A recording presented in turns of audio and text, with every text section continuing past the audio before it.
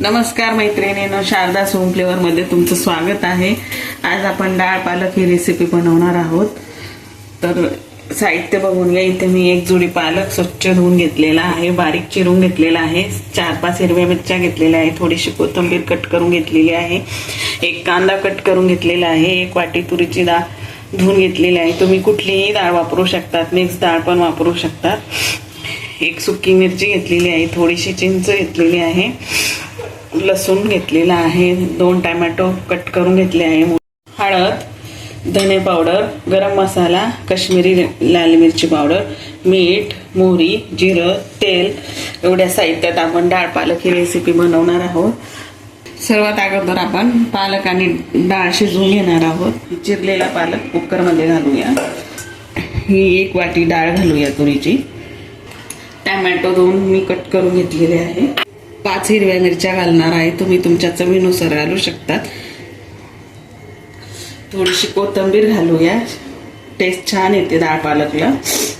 4 ते 5 लसणाच्या पाकळ्या, चिंच घालूया। आपण हे थोडं पाणी घालून शिजून घेणार आहोत।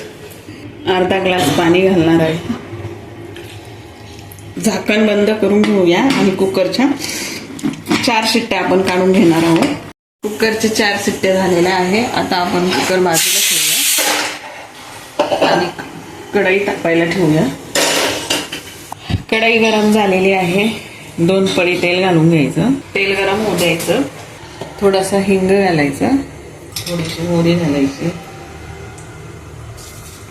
मोहरी तडतडली की थोडं जिरं घालायचं, 3 ते 4 पकळ्या लसूण ठेचलेला लसूण घालायचा। गॅसची फ्लेम मिडियम ठेवायची।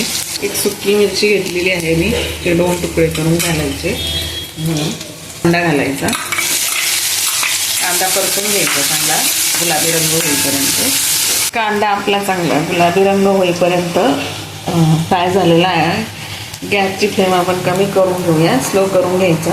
आणि आता आपण थोडे सुके मसाले घालणार आहोत। तर ही काश्मीरी लाल मिरची पावडर ही तुम्ही तुमच्या चवीनुसार घालू शकतात। ऑलरेडी आपण हिरवी मिरची घातलेली आहे, तर थोडंसं घालायचं कलरसाठी। अर्धा चमचा गरम मसाला घालायचा, धना पावडर घालायची, अर्धा चमचा थोडीशी हळद घालायची, मिक्स करून घ्यायचं।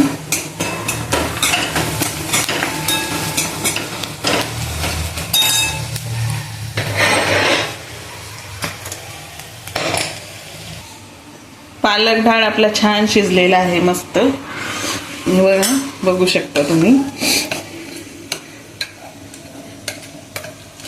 अशा प्रकारे छान त्याला मॅश करून घ्यायचं। चिंच मी घातलेले आहे कारण डाळ पालकला टेस्ट छान येते, तुम्हाला हवे असेल तर तुम्ही घाला। सर्व मसाले, कांदा आपला छान फ्राय झालेला आहे। आता आपण हा शिजलेला डाळ पालक याच्यात ऍड करूया।